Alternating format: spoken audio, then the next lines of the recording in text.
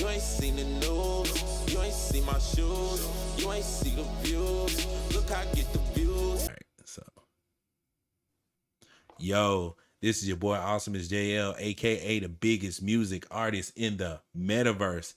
And today I have a guest. Today, and today I will be interviewing Invada Jim from the Invadaz. All right, Jim. Introduce yourself to the people. Dale, thank you so much for having me on the channel. My name's Invada Jim. I'm the co-founder of Invadaz, which is a Cnft project from outer space, which is dropping season 1 on the 14th of April. So next Thursday. Whoa. That's next Thursday? That's next Thursday. It's come up real quick, That right? is so fast. Man. Okay, keep going. It's so fast.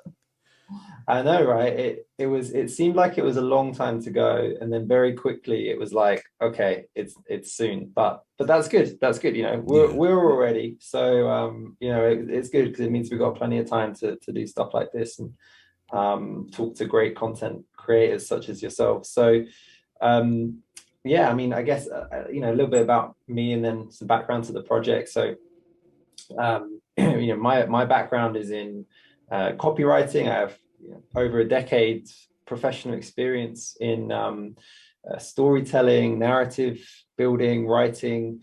I was a speechwriter for a little while, and so that's my kind of background in my profession. The other co-founder of the project, whose name is Veda, he is a co-owner of a branding agency here in the UK. So we work together on like creative projects a lot.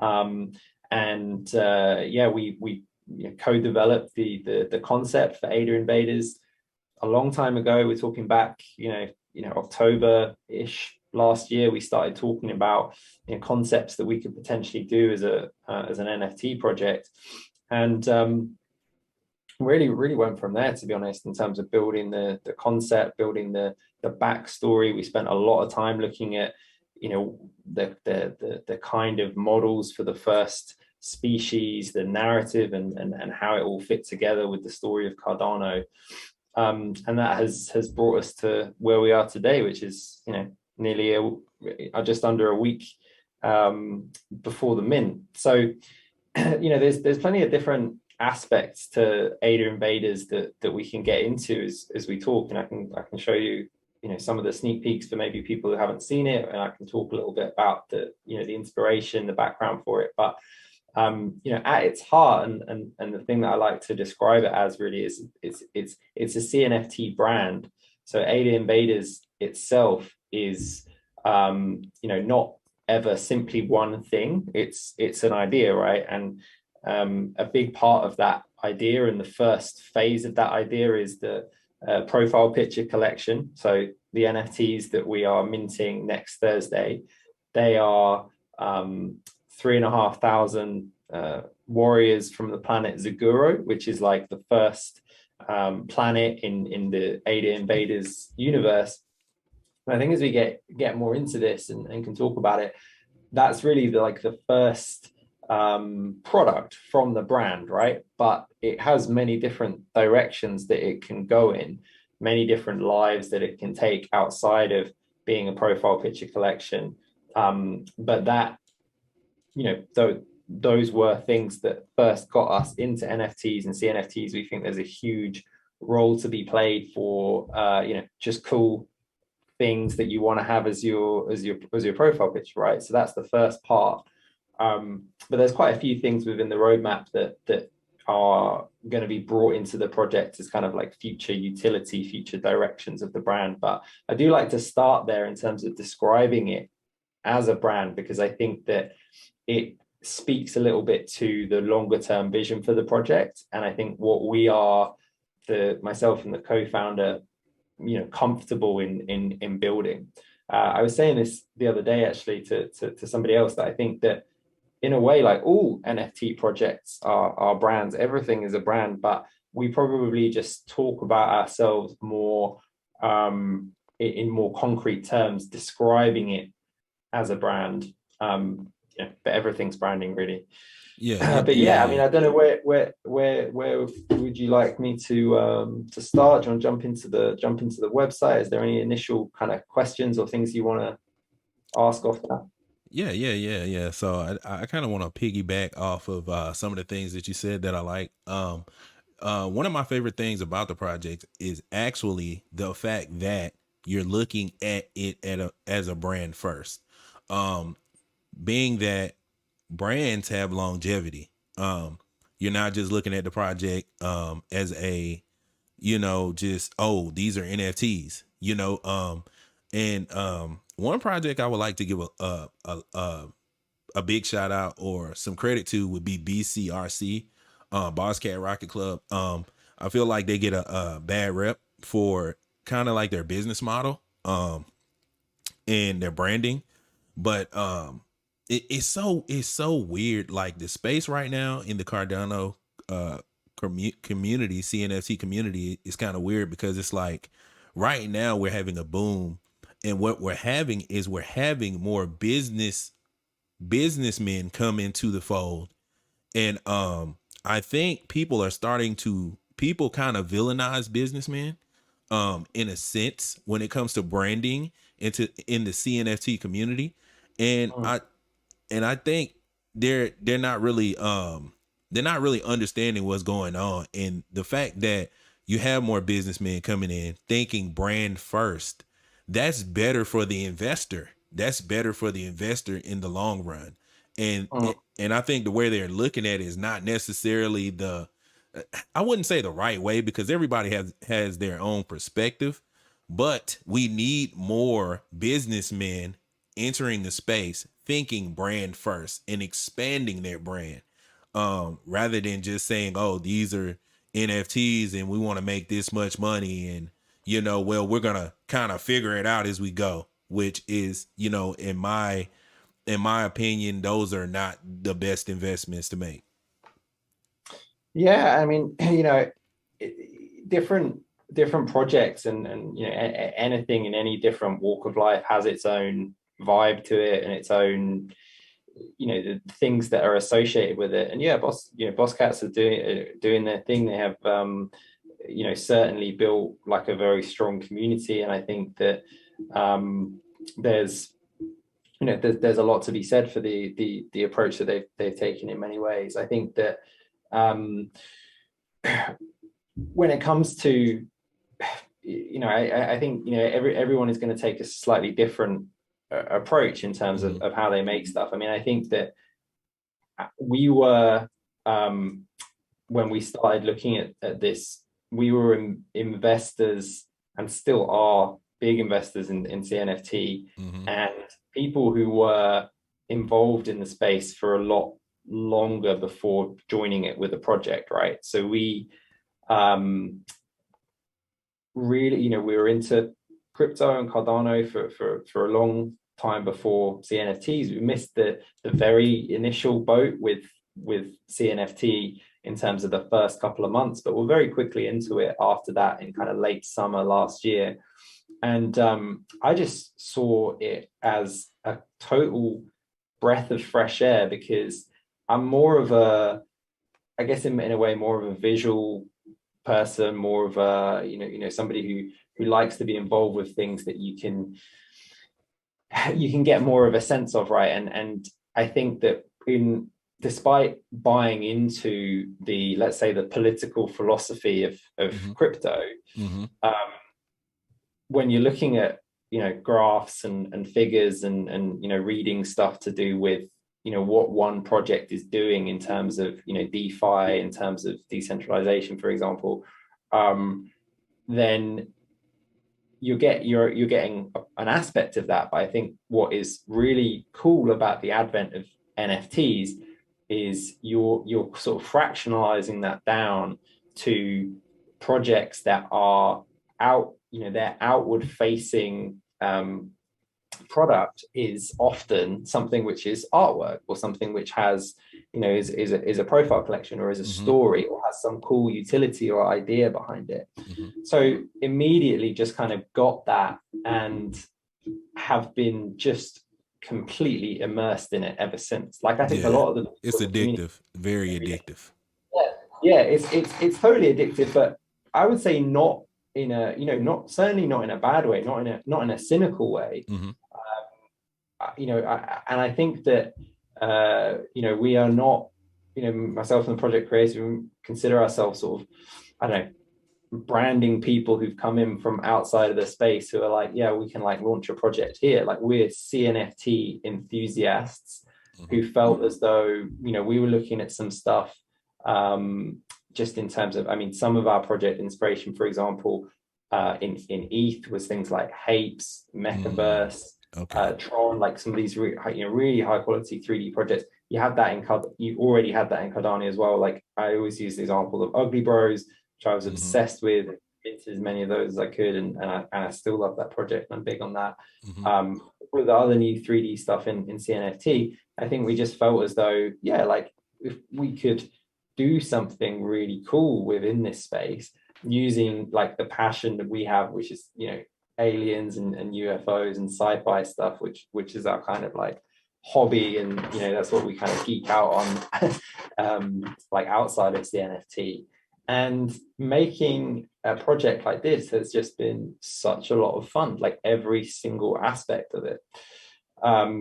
But I think that we also felt that, okay, some of the stuff that we do in our careers could be brought into this space and could have some value to an investor, something that we could bring in terms of creating a compelling backstory for the alien races that we've developed or and are developing, Hmm. as well as the visuals are incredibly important. So the visuals not only of the profile picture collection that we developed with the Zaguris, but also the branding that goes alongside it, whether that's the logo or whether that's the stuff that goes around it.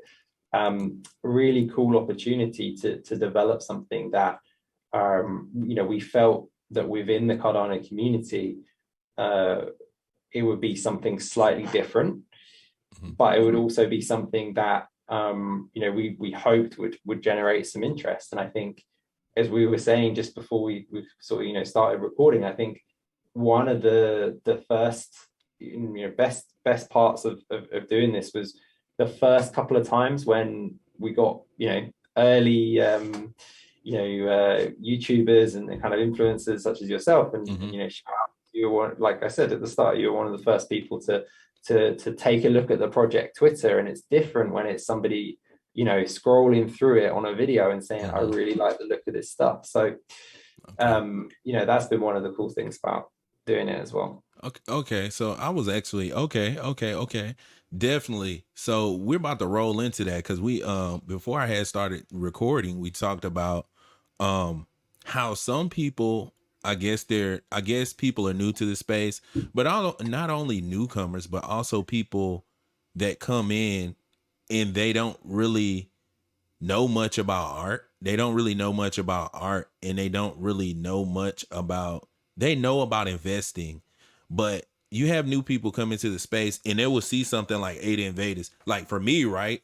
And that's the reason why I'm different as a YouTuber, because I got the eye for it, because I actually have a background in art. I'm an actual music artist, an engineer, and I create art. Like I'm a Renaissance man. So for me, when I see Ada Invaders, when I see it and I hear you talk about the lore and talk about the brand, because I'm also a businessman too. So for me, it's a no-brainer. It's like, oh, this is the best thing since sliced bread. But I want to talk about the person. What would you say to the person to kind of sell your brand? The person that doesn't have an art background, Mm. that doesn't, I guess they're more based off of utility. I guess that would be more or based off having this sure de facto way of making gains, if you Yeah, will. like yeah, like how would you pitch your product to that person?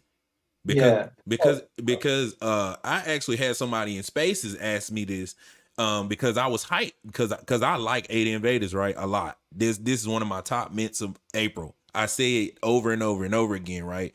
But like I said, I'm ahead of my time. I know that.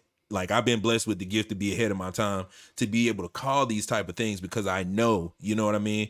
But when I'm talking to someone who's not there with me mentally, Uh-huh. it's kind of like they look at me, they're like, why are you so hype about this? I'm like, do you not see the art? Because I tried the first method I try is I say, well, first of all, the art is amazing. You can't disagree with that, right? And they don't disagree. Like they say, oh yeah, you're right. The art is good. But Mm. what is making you really be up in arms about this actual NFT? And Yeah. so now I want you to kind of break it down from your point of view of how you would actually talk to that person about your product. Yeah. No, and it's a totally fair question. And I think Mm-hmm. that the best, the best NFT projects are able to have something for everybody, right? And I think you Mm-hmm. have some great projects which are catering to, let's say just art enthusiasts or people who like that kind of things. Others which are just catering to, you know, more of an investor mindset. I think you have to think about both Mm-hmm. very carefully and how you position it. So I think that there's a couple of things I would say to somebody who either I guess didn't like the art or didn't necessarily see. He was like, okay, they look cool, but what else is behind it? Yeah. I think that for me, there's a couple of things there. The first is that um, the economics of the mint and the economics of the supply, the price, the Mm-hmm. supply, the numbers are very important. Numbers, and that's just a fact. You can't get away from that. And so I think that we've thought very carefully about the numbers in the mint, and it's a relatively low supply of 3,500. And I think that that in turn leads to, in some cases, if enough people like it, a sense of scarcity, right? Because these things from an investor point of view are assets to buy and sell, and if they're thinking that, then scarcity is a very important aspect of that. I think the other thing about is utility, and utility is incredibly important. And we have built into the first season, we have built in a royalties funded holder benefits program. And so what that entails is that there's a royalty token in each sale, 7.5% of that, and a significant portion of that is reinvested back into rewards for holders, and that's ADA rewards as well as exceptionally limited edition merchandise and physical prizes. So, for example, just using some, we kind of mapped this out on our Discord in terms of, okay, based on a sales volume a month after mint of 1 million ADA,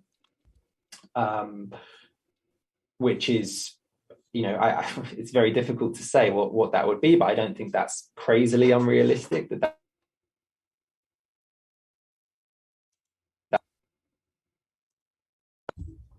Oh, sorry, I think did my microphone just change? Okay. I hear you now. Yeah, it like did Oh, something weird. oh, okay, okay. Well, anyway, I guess you can edit that Oh, bit. But okay. like, I thought it was me. I was like, did I press a no, button? no, no. I got like a little bing sound, and then it was like, oh, it's gone. Oh, okay. Um. Anyway, so based on that kind of volume, there would be an equally distributed prize Mm-hmm. to a certain number of holders that would then receive the proceeds from those royalties. Mm-hmm. We would also have a different reward, we call like the secret agent reward, that would be a single lump sum of ADA that would go to a single holder. And that would be, I think, if I'm remembering from the Discord correctly, I think that would be 12,500 ADA.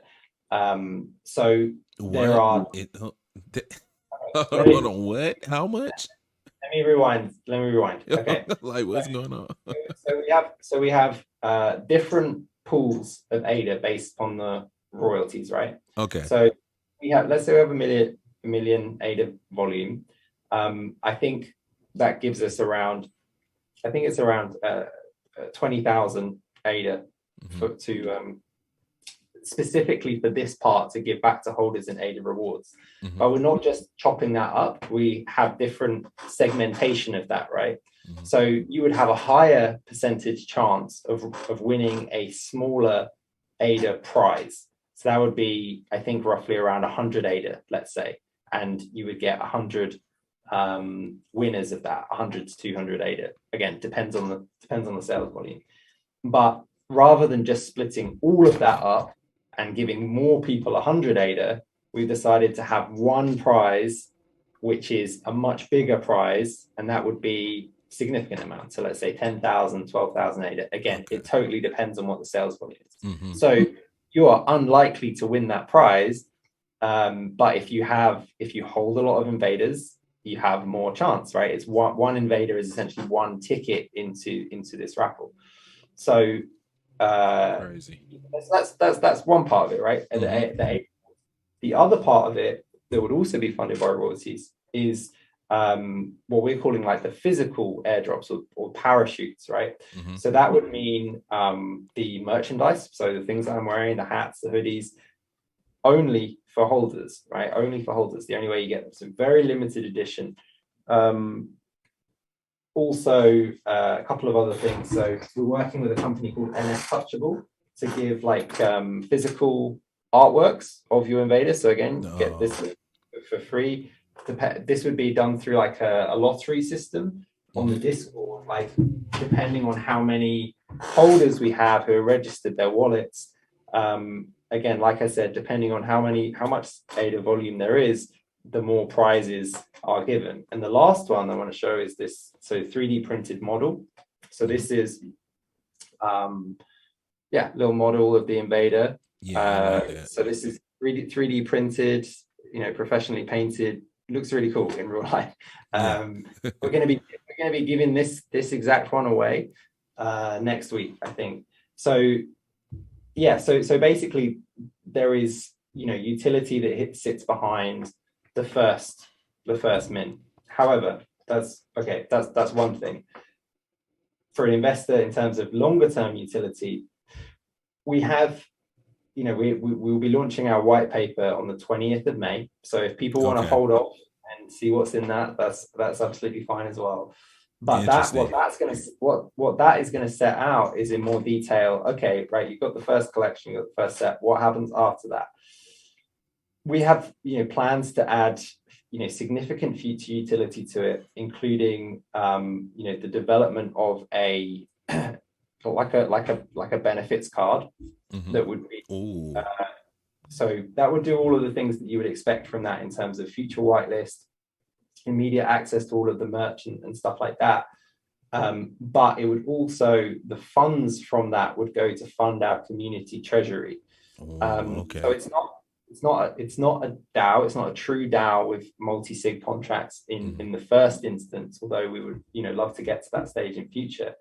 It is a way of the holders of that card becoming essentially like the board of the ADA Invaders brand. And so we want to have a process of having bringing the community or those card holders and the holders of season one together to define what the priorities should be for a brand in this space to go next. And that could be a lot of different fun stuff. It could be the route that some projects have gone down very recently of bringing on board celebrities to promote the project. It could be making more out of the lore and potentially doing something more on the narrative side. It could be fractionalized ownership of blue chip NFTs in a sort of more traditional kind of DAO sort of way. I think there's a lot of directions it could go in, but it's always governed by the ADA Invaders brand is central to it. All right. I was about to say, as far as the holder card that you mentioned, would that be something that would be whitelisted to holders, to holders that already have the Ada Invaders, or would that be something that would be open to the public as well?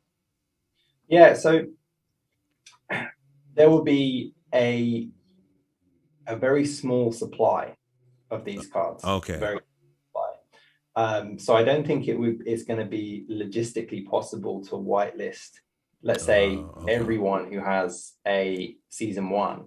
We will be prioritizing people who have season one invaders to get that.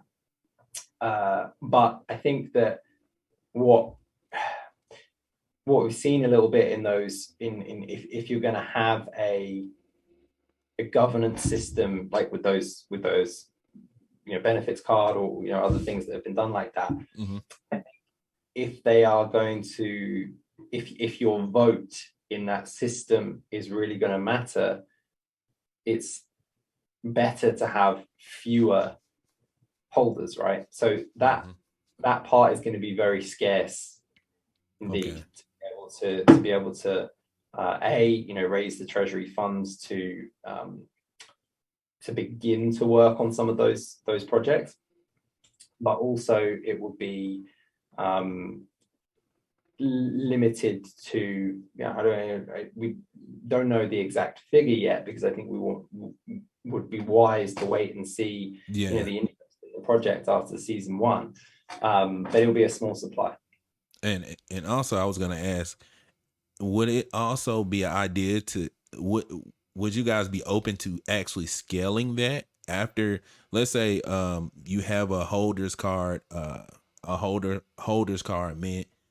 Would you then be open to scale it after you guys sell out? Like, say you sell out of the cards and then the brand starts to get bigger, or would you guys then scale and make the holder benefit cards more available, like, or have a second mint or a second series, or would that be like a one-time thing? Well, I would lean more towards a one-time thing for that, Okay. because the other thing is you can sell them, and there would be a royalty Okay, facts. You're right. token within that would then go back to entirely to the community treasury. So if they are scarce and the project grows, then in theory their value grows, and if they're being sold, then you're still growing the treasury without necessarily having to increase the supply. Now there may be other things within that, depending on what the community feels is the priority, and what kind of proposals we get as well. But I think that I think it would always be a very small supply of those. Okay. Okay. Cool. All right. And you said you had some couple things or sneak previews you wanted us to take a look at. Yeah, sure. Well, I was just gonna share my screen, because I think you might need to give me permission to do that actually. Okay. Hold on. Let me see real quick. See what's going on. Did you already send it? No, so you see where it says share screen, or it might be actually if you click on me as a participant and you can like give me permission. Hold on. One participant. All only host.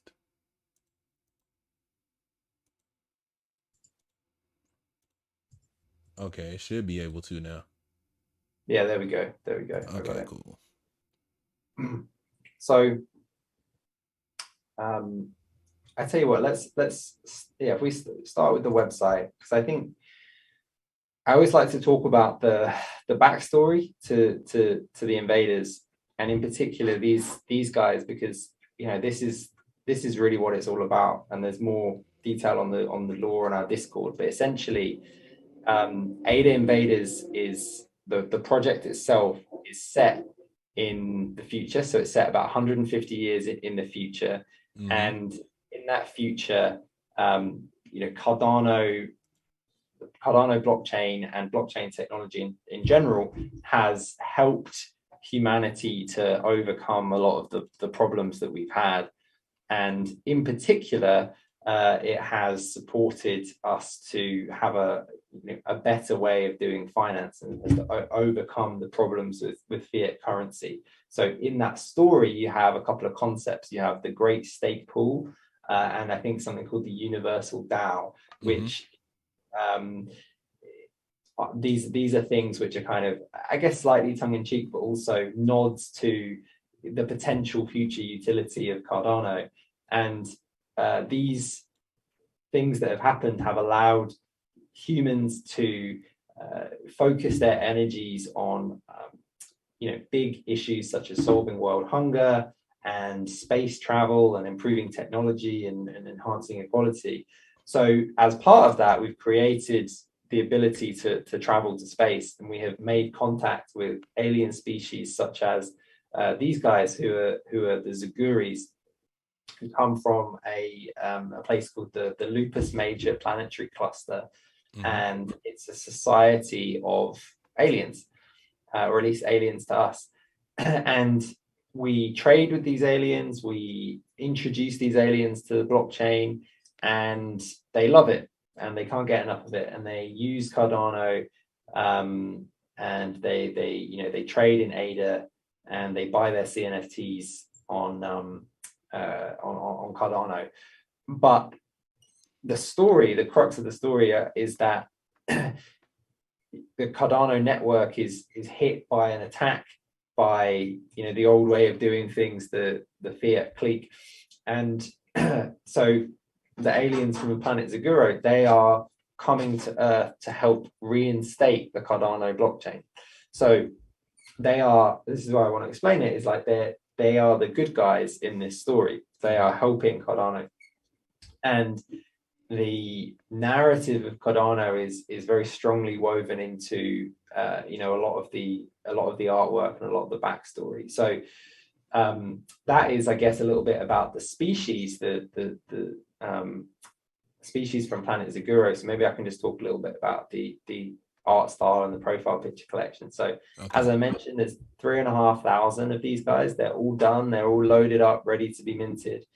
They come with, I think there's 184 different attributes, and that mostly goes for stuff that you can see being different here, different armor, different weapons, different eyes, face markings, that kind of thing.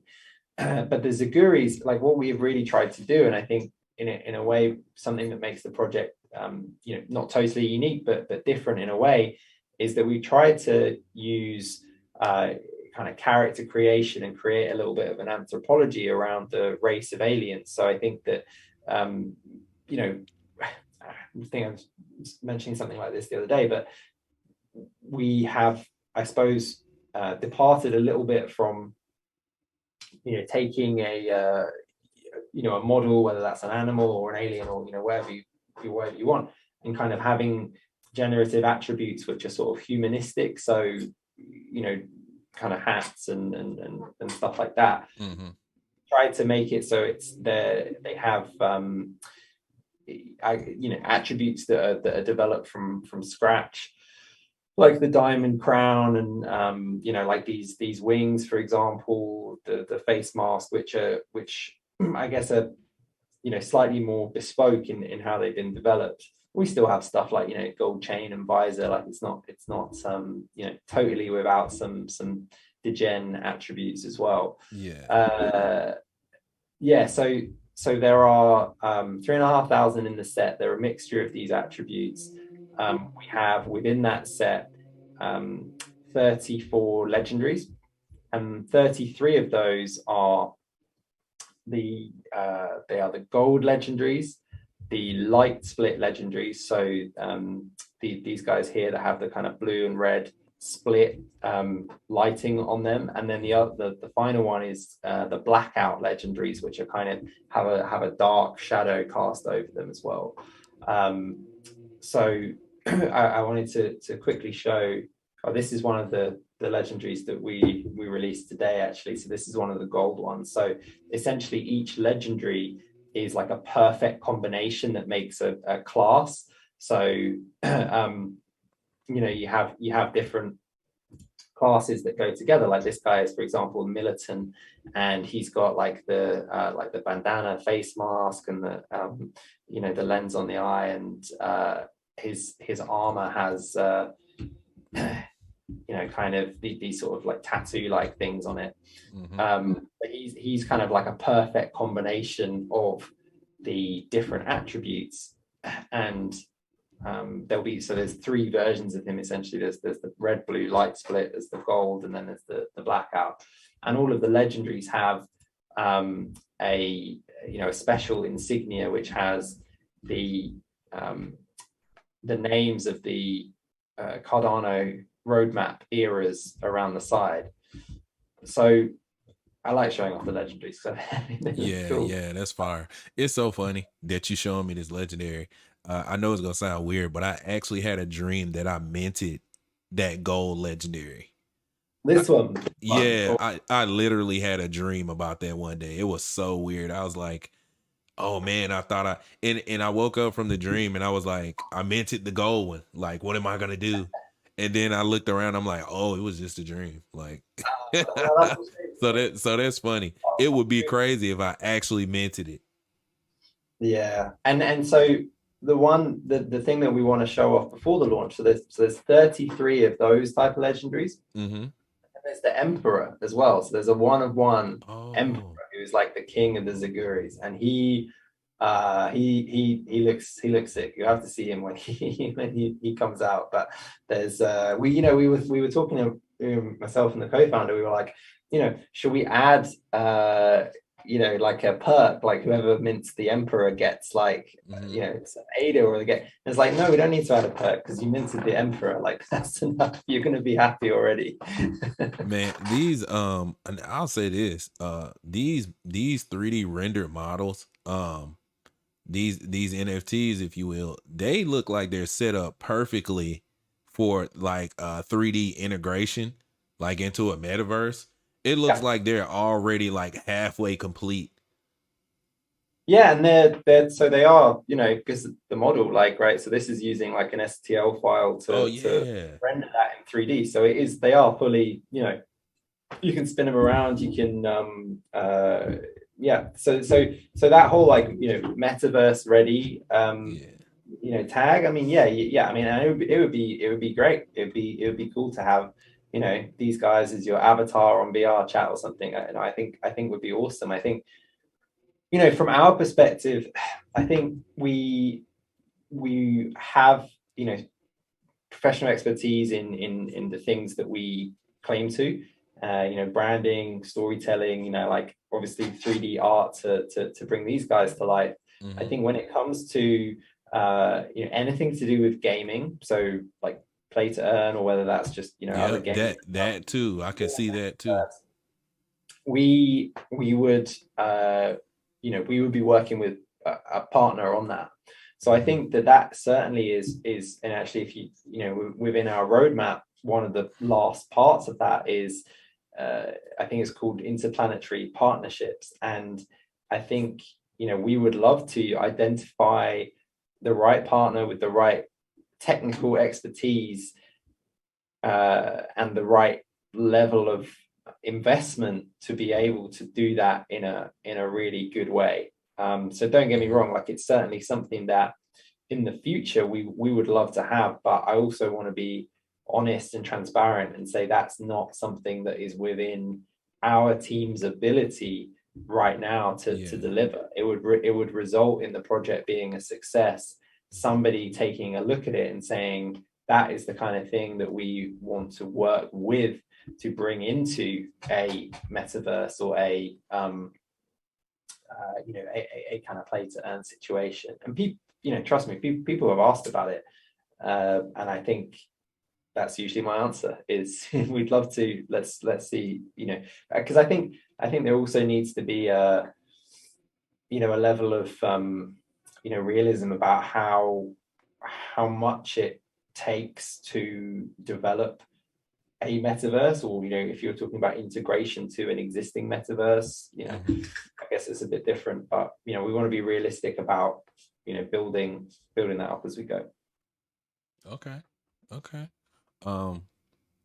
Yeah, Like I said, I really like the art. I like the art.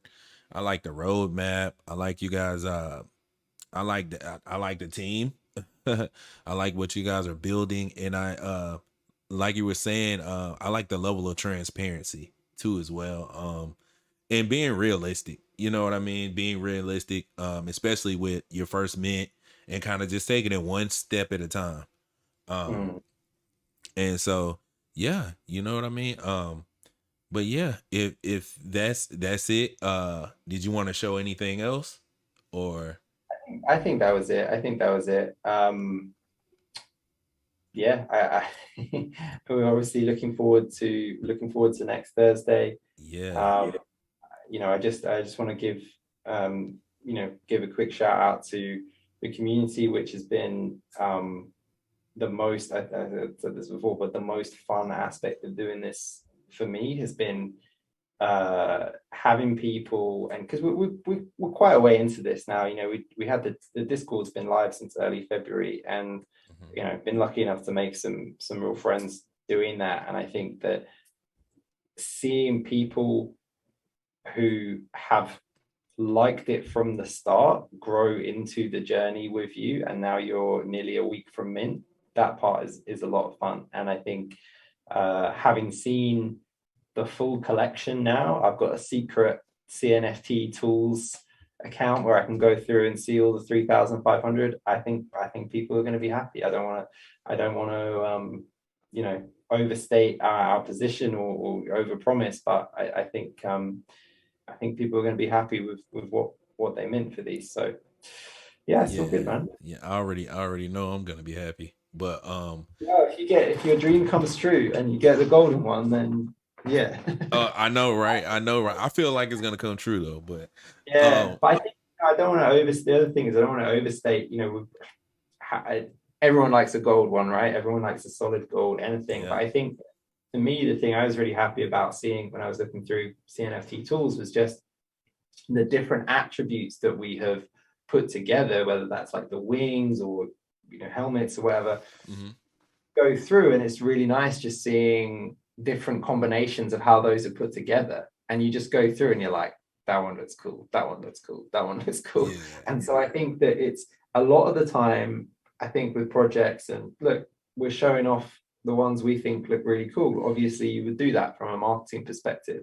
hmm, But I think sometimes that can be to the detriment where if you only show off like the legendaries, or you only show off like one or two that look awesome and then the rest of the collection doesn't, then it's a bit deflating, I think. So that was really important for us as we were going through this. We're like, no, we have to make sure every single one drops into your wallet and you're like, nice. yeah, yeah, It exactly, exactly. has to be like that. Yeah, exactly. And okay, so one more thing before we wrap it up. I want to go into the details about the mint. Yeah. So we know that it's minting April 14th.